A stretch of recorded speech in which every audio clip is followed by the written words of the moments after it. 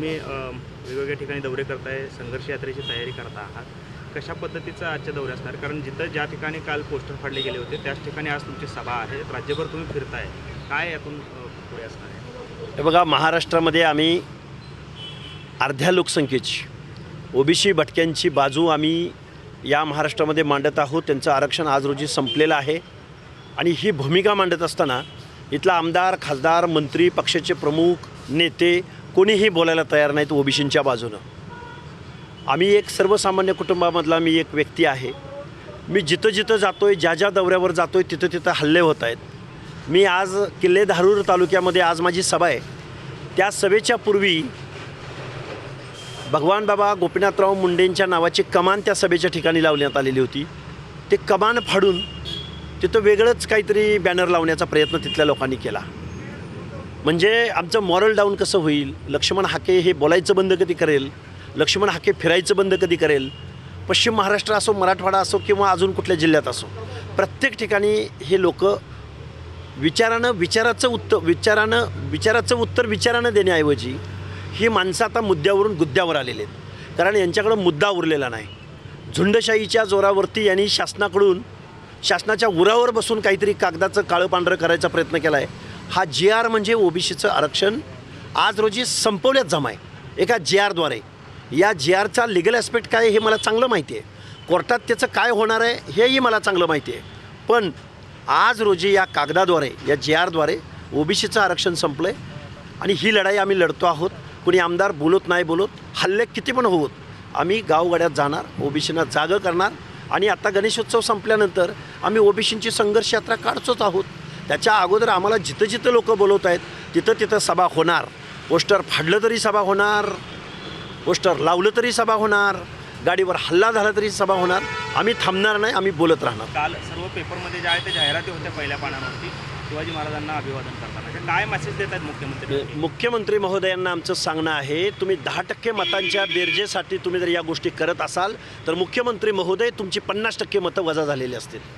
तुमचा DNA ओबीसीचा आहे असं तुम्ही वारंवार सांगितलं आहे, पण तुमचा हा DNA ओबीसीचा दिसून येत नाही.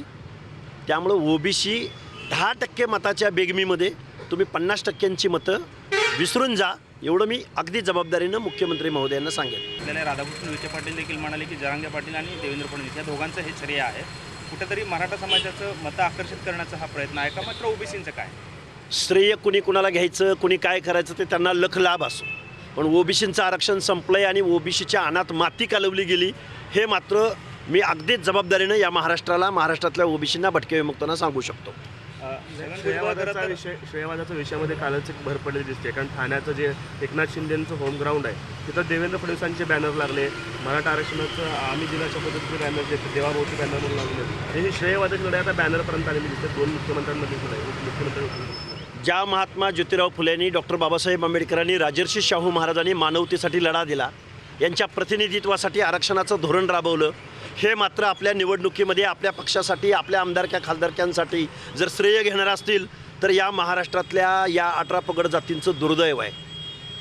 निवडणुका डोळ्यासमोर ठेवून जर तुम्ही आमचं आरक्षण उद्ध्वस्त करणार असाल तर तुम्हाला कसं उद्ध्वस्त करायचं हे इथले ओबीसी निश्चित ठरवतील. हे बघा, जोपर्यंत हे कोर्टात प्रकरण जाईल त्याच्यावर सुनावण्या होतील आणि त्या सुनावण्या येईपर्यंत उद्या पंचायत राजची निवडणूक आहे, उद्या MPSCच्या एक्झाम आहेत, रिक्रुटमेंट आहेत, त्या लोकांचं काय? त्यामुळं मग निवडणुकीसाठी वगैरे असं काय केलं आहे का, हे असे अनेक प्रश्न आहेत. त्यामुळं इमिजिएट ह्याला स्टे घेणं, एका बाजूला न्यायालयीन लढाई आणि दुसऱ्या बाजूला रस्त्यावरची लढाई, ओबीसींना एकत्र करणं, ओबीसींना जागं करणं आणि आपलं आरक्षण संपलं हे समजावून सांगणं हे आज रोजी आपलं कर्तव्य आहे. अमोल मिटकर यांनी त्यांच्यावर टीका केली, अगदी त्यांची डिग्री काढा, त्यांची जातीचं सर्टिफिकेट बघा, अशा पद्धतीचा दम देण्याचा प्रयत्न केला आणि पुन्हा माफी देखील मागितली आहे. आणि दुसरीकडे ज्या कार्यकर्त्यासाठी अजितदादांनी फोन केला तो कार्यकर्ता कुठेतरी हुक्का किंवा मध्ये धूम्रपान करत असताना पाहायला मिळालेला आहे. काय नक्की ही संस्कृती म्हणायची? आता अजितदादांनी यशवंतराव चव्हाणांचं नाव घेऊ नये, अजितदादा पवारांनी शरदचंद्रजी पवारांचा वारसा सांगू नये. कारण अजितदादा तुम्ही पोल्ट्रीवरचे कामगार शोभता. एका UPSC देणाऱ्या मुलीला जर तुम्ही तिच्यावरती अशा पद्धतीनं दादागिरीची भाषा करत असाल, मी कोण बोलतो, थांब, ही जी भाषा आहे ही अजितदादांनी सुधारावी. आणि जर तुम्हाला भाषा सुधारायची होत नसेल तर तुम्ही यशवंतराव चव्हाणांचं नाव घेऊ नका. तुम्हाला बाबासाहेब वगैरे हे तर कळणारच नाही, तेवढी तुमची कुवत नाही, तेवढी लायकी नाही, तेवढं तुमचं शिक्षण नाही. तुम्हाला कारखानं चालवण्याशिवाय दुसरं काय जमतं? तुम्ही एका बाजूला सारथीला हजारो कोटी रुपये देता आणि महाज्योतीची पोरं जर प्रश्न घेऊन गेला तर तू PhD करून काय दिवा लावणार आहेस असा प्रश्न उपस्थित करता. आणि अजितदादा पवार, तुम्ही वरिष्ठ सभागृहात जो अमोल मिटकरी नावाचा रॉकेल चोर, तुम्ही त्याला वरिष्ठ सभागृहात पाठवलं, त्या वरिष्ठ सभागृहाचा तुम्ही अपमान केला आहे. या अमोल मिटकरीमुळं अजितदादा पवार तुम्ही किती वेळा तोंडावर पडणार? परत माफी मागतोय हा, याचं शिक्षण किती? हा मुक्त विद्यापीठातनं ग्रॅज्युएट झाला आहे आणि तुम्ही याला वरिष्ठ सभागृहात सदस्य केलं आहे. ह्याला UPSCचा लॉंग फॉर्म माहिती आहे का या अमोल मिटकरीला? कुठल्या तरी समाजाला टार्गेट करणं हे एवढं त्याला जमतं. हा नकलाकार आहे. ह्या अमोल मिटकरीवर बोलणं एवढा खरंच तो मोठा नाही. आणि अजितदादा पवार तुम्हाला हा तोंड काळं करायला लावणार, ह्या तुमच्या पाळलेल्या श्वानाला आवरा, हे माझं अजितदादांना सांगणं आहे. नाहीतर तुम्ही एवढं अडचणीत याल की आज लिहून घ्या माझ्याकडं. तर कुठेतरी आता त्यांना तोंड दाबून बुक्क्यांचा मार सहन करावा लागतोय का, अशी परिस्थिती आहे का? भुजबळ साहेबांनी तोंड दाबून बुक्क्यांचा मार अजिबात खाऊ नये. खाणारे नाही आहेत आजपर्यंत. आज रोजी आमचा त्यांच्यावर विश्वास आहे. भुजबळ साहेब ज्यावेळी बुक्क्या खातील, सहन करतील, पण ज्यावेळी ताटमानेनं उभं राहतील ना, त्यावेळी महाराष्ट्राचं चित्र बदललेलं असेल. आम्ही रस्त्यावरची लढाई लढणारे कार्यकर्ते आहोत. भुजबळ साहेब, तुम्ही कॅबिनेटमध्ये बसून अजितदादाला, देवेंद्र फडणवीसांना आणि एकनाथरावजी शिंदेंना, ह्या तिघांना समजावून सांगा आणि त्यांच्यावरची जबाबदारी आहे महाराष्ट्राची, त्या जबाबदारीची फक्त यांना जाणीव करून द्या. एवढं तुम्ही काम करा. आम्ही रस्त्यावरची लढाई बघायला तयार आहोत. पोलिसांना नावापुढे जर आडनाव देखील लावता येत नसेल तर मग कुठली सामाजिक समता आता उरलेली आहे, अशा पद्धतीने सवाल उपस्थित केला आहे जिल्ह्यातल्या सामाजिक समतेच्या. कुठल्याही शासनाला असं नावामध्ये फक्त नाव लावा आणि आडनाव लावू नका असं म्हणण्याचा अधिकार नाही.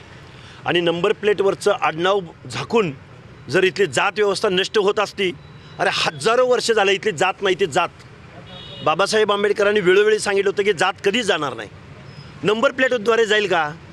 त्यामुळं एखाद्याच्या आडनावावरनं त्याच्याकडं त्या भावनेनं पाहणं हे खरं तर दुर्दैव आहे. जात लपवावी लागत असेल, अशी लपून राहणार नाही जात. हजारो वर्ष ब्लडमध्ये जात आहे. त्यामुळं मुंडे साहेबांच्या वक्तव्याशी मी सहमत आहे.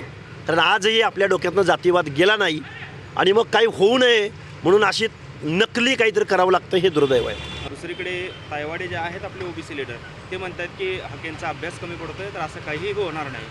काय नक्की कशा पद्धतीचं हे सगळं? तायवाड्यांना म्हणावं, एकदा GR घेऊ, प्रत्येक शब्दाचा खल करू, लिगल ॲस्पेक्ट तपासू, प्रत्येक शब्दाला कॉन्स्टिट्युशनल डिक्शनरीमध्ये काय अर्थ दिला आहे त्याचा आपण अर्थ घेऊ. त्यामुळे तायवाडे साहेब, तुम्ही वयानं ज्येष्ठ आहात, तुम्ही OBCचे नेते असल्यासारखं वागा. कुणाचं तरी काहीतरी तुमच्या खांद्यावर ओझं आहे म्हणून तुम्ही काही बोलायच्या भानगडीत पडू नका. आणि OBCच्या मनामधली ही धग, हा राग आणि हा काढलेला GR, हा पहिल्यांदा हा GR रद्द करण्याच्या लढाईत सामील व्हा, नाहीतर आम्हाला मग खूप खोलात जाऊन बोलावं लागेल. शेवटचा प्रश्न असा आहे सर की खरं तर गोपर या GR बद्दल त्यांनी चकार शब्दही काढलेला नाही आहे. काय आवाहन असेल गोपीचंद पडळकरांना? गोपीचंद हा माझा सहकारी आहे. गावगाड्यातल्या 18 पगड जातीच्या लोकांचा वॉईस आम्ही या महाराष्ट्रामध्ये त्यांना जागृत करण्याचा आम्ही कित्येक वर्ष प्रयत्न केला आहे. जाऊ दे ते मंत्रिपद, अरे जाऊ दे ते पक्षाचे आदेश. तुमचा आमचा आदर्श गोपीनाथराव मुंडे असले पाहिजेत, तुमचा आमचा आदर्श छगनरावजी भुजबळ असले पाहिजेत आणि याच्याही पलीकडे जाऊन तुमचा आमचा आदर्श डॉक्टर बाबासाहेब आंबेडकर असले पाहिजेत. अरे आमदार क्या खासदार क्या, आपण बनवू आमदार खासदार आणि सत्तेत कुणाला बसवायचं ते. त्यामुळं कुठल्या तरी काहीतरी गोष्टीसाठी तुम्ही आपला आवाज दाबू नका, तुम्ही व्यक्त व्हा, बोला. आणि हा माझा सहकारी बोलायला लागला तर आम्ही निश्चित गावगाड्यातल्या OBCचा आवाज बनू. आणि महाराष्ट्र कुणाच्या बापाची जागिरी नाही आणि महाराष्ट्र जो देशासमोर मांडला जातोय तो महाराष्ट्र नाही, तर महाराष्ट्र हा 18 पगड जातींचा महाराष्ट्र आहे, बलुत्याचा अलुत्याचा महाराष्ट्र आहे, भटक्यांचा महाराष्ट्र आहे, महाराष्ट्र मेंढपाळांचा आहे. हे दाखवून द्या. अरे काय आपण अल्पसंख्याक आहोत का गोपीचंद? अरे आपल्याकडे सुद्धा मतं आहेत ना. अरे 10% मताला सरकार एवढं घाबरत असेल तर 50 ते 60% मतं आपल्याकडे आहेत. ह्यांना फक्त जागं करायचं आहे आणि ह्यांची फक्त एकीची वज्रमुठ बांधायची आहे.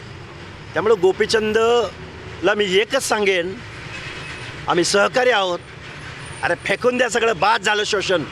रस्त्यावर उतरा, इथल्या सरकार असोत, आमदार खासदार असोत, यांना पळता बुई थोडी करू आपण.